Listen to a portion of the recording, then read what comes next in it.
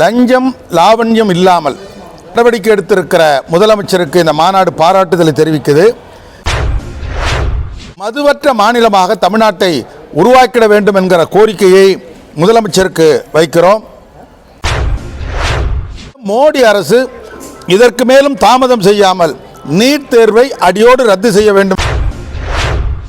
அணை காவிரி நதிநீர் பிரச்சனையில் தமிழ்நாட்டில் தாமரை மலராது என்பதால் கர்நாடகத்தில் அரசியல் ஆதாயம் அறுவடை செய்வதற்காக சட்டத்தையும் நீதியையும் இறையாண்மையையும் மீறி மோடி அரசு செயல்படுகிறது.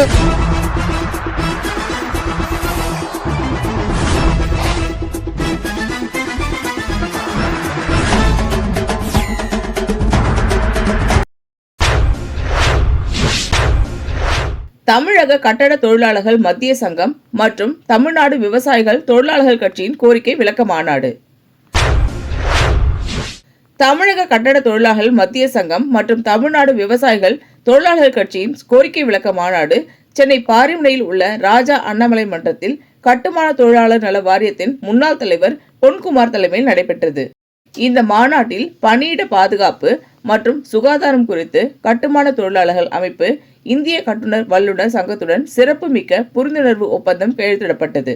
நடந்து முடிந்த சட்டப்பேரவை தேர்தலில் பெருவாரியான மக்களின் ஆதரவினை பெற்று தனிப்பெரும் கட்சியாக வெற்றி பெற்று ஆட்சி அமைத்துள்ள தமிழக வெற்றி கழக தலைவர் மற்றும் தமிழக முதல்வர் ஜோசப் விஜய்க்கு வாழ்த்து தெரிவித்தும் லஞ்சம் ஊழலற்ற நிர்வாகத்தை பாராட்டி தீர்மானம், பல்வேறு தரப்பு கோரிக்கைகளை ஏற்று கல்வி நிறுவனங்கள், வழிபாட்டு தலங்கள் போன்ற இடங்களிலிருந்து 700க்கும் மேற்பட்ட டாஸ்மாக் கடைகளை மூடிய தமிழ்நாடு முதலமைச்சரின் நடவடிக்கைக்கு வரவேற்பு, மத்திய அரசு நீட் தேர்வு ரத்து செய்ய வேண்டும் உள்ளிட்ட 20 தீர்மானங்கள் இந்த மாநாட்டில் நிறைவேற்றப்பட்டது. பின்னர் பொன்குமார் செய்தியாளரை சந்தித்தார். தமிழ்நாடு விவசாயிகள் தொழிலாளர் கட்சி மற்றும் கட்டிட தொழிலாளர் மத்திய சங்கத்தின் சார்பில் இன்று கோரிக்கை விளக்க மாநாடு நடைபெற்றது.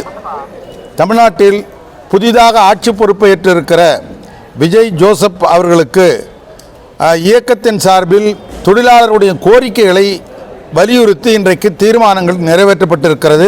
குறிப்பாக லஞ்சம் லாவண்யம் இல்லாமல், ஊழல் இல்லாமல் நிர்வாகத்தை கீழ்மட்டத்திலிருந்து மேல்மட்டம் வரை நடத்துவேன் என்று அறிவித்து நடவடிக்கை எடுத்திருக்கிற முதலமைச்சருக்கு இந்த மாநாடு பாராட்டுதலை தெரிவிக்குது. இதில் சமரசம் இல்லாமல் தொடர்ந்து லஞ்சத்தையும் லாவண்யத்தையும் வேரோடி வீழ்த்த வேண்டும் என்கிற கோரிக்கையை இந்த மாநாடு வைக்கிறது. அதே போன்று 700க்கும் மேற்பட்ட டாஸ்மாக் கடைகள் மூடியிருப்பது மிகுந்த பாராட்டுதலுக்குரியது. படிப்படியாக வாய்ப்புள்ள கடைகளை மூடி மதுவற்ற மாநிலமாக தமிழ்நாட்டை உருவாக்கிட வேண்டும் என்கிற கோரிக்கையை முதலமைச்சருக்கு வைக்கிறோம். நீட் தேர்வை பொறுத்த மட்டில் அண்மையில் டெல்லியில் நடைபெற்ற காக்ரோச் ஜனதா பார்ட்டியினுடைய ஆர்ப்பாட்டத்திற்கு பிறகும் மத்திய அமைச்சருடைய பதவி விலகலுக்கு பிறகும் நீட் தேர்வு தேவையில்லை என்பது அப்பட்டமாக வெளிப்பட்டிருக்கிறது. ஆகவே மோடி அரசு இதற்கு மேலும் தாமதம் செய்யாமல் நீட் தேர்வை அடியோடு ரத்து செய்ய வேண்டும் என்று இந்த மாநாடு கோருகிறது.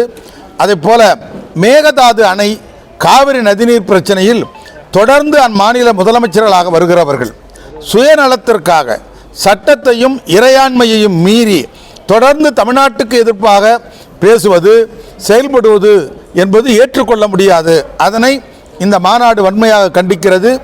உலக நதிநீர் சட்டம் என்பது கீழே பாசனத்திற்கு உட்பட்ட பகுதிகளுக்குத்தான் எங்கே நதிநீர் உருவாகினாலும் அதிக உரிமை உண்டு என்பது இந்த உலக நதிநீர் சட்டத்தினுடைய ஷரத்தாகும்.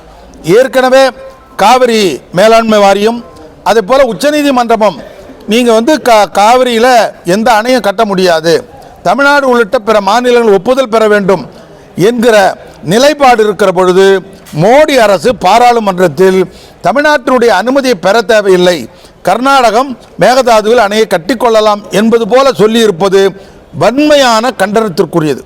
தமிழ்நாட்டில் பிஜேபி மலராது, தாமரை மலராது என்பதால் கர்நாடகத்தில் அரசியல் ஆதாயம் அறுவடை செய்வதற்காக சட்டத்தையும் நீதியையும் இறையாண்மையையும் மீறி மோடி அரசு செயல்படுகிறது. அதனை வன்மையாக கண்டித்து நீதியை, நேர்மையை, இறையாண்மையை நிலைவேற்ற வேண்டும் என்று மோடி அரசை இந்த மாநாடு கேட்டுக்கொள்கிறது. கட்டுமான தொழிலாளர்களுக்கு வாரிய தலைவராக இருந்த காலத்தில் நிறைவேற்றப்பட்ட அனைத்து சட்டங்களும் முறையாக நடைமுறைப்படுத்த வேண்டும் என்கிற கோரிக்கையும் இந்த அரசுக்கு வைக்கிறோம். தேவைப்பட்டால் முதலமைச்சரை சந்திப்போம்.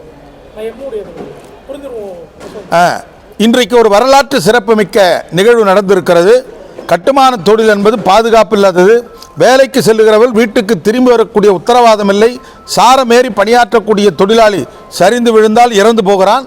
அப்படிப்பட்ட தொழிலாளர்களுக்கு பணியிடத்தில் பாதுகாப்பை உருவாக்குவது, சுகாதாரமான பணியிட சூழ்நிலை உருவாக்குவது சம்பந்தமாக எம்ப்ளாயர் முதலாளிகள் கட்டுனர் வல்லுநர் சங்கம், பில்டர் அசோசியேஷன் ஆஃப் இந்தியா, அதோட சர்வதேச கட்டுமான மற்றும் மர தொழிலாளர் அமைப்பு, international building and would workers அமைப்பும் இன்றைக்கு ஒரு புரிந்துணர்வு ஒப்பந்தத்தை கையொப்பமிட்டிருக்கிறது. இருவரும் இணைந்து தொழிலாளர்களுக்கு பாதுகாப்பான பணியிடத்தை உருவாக்குவது, சுகாதாரமான பணியிடத்தை உருவாக்குவது, அது குறித்து தொடர்ந்து பேசி முடிவெடுப்பது என்கிற வரலாற்று சிறப்புமிக்க தீர்மானம் ஒப்பந்தம் இந்த மாநாட்டில் கையொப்பமாகியுள்ளது. அதுதான் ஒரு கூட்டு இன்சூரன்ஸ் திட்டத்தை நான் வாரியத் தலைவராக இருந்தபோது அரசுக்கு பரிந்துரை செய்திருக்கிறேன். அரசு பழைய அரசு செய்தது என்று இல்லாமல் புதிய அரசு தொழிலாளருக்கு நன்மை தரக்கூடிய திட்டமாக இருக்கிற காரணத்தினால் அந்த ஹீட் ட்ரஸ்டுக்கான கூட்டு இன்சூரன்ஸ் திட்டத்தை நடைமுறைப்படுத்த வேண்டும் என்கிற கோரிக்கை வச்சிருக்கிறோம். ஓகே, இந்த வீடியோ உங்களுக்கு பிடிச்சிருந்தா லைக் பண்ணுங்க, கமெண்ட் பண்ணுங்க, ஷேர் பண்ணுங்க, சப்ஸ்கிரைப் பண்ணுங்க.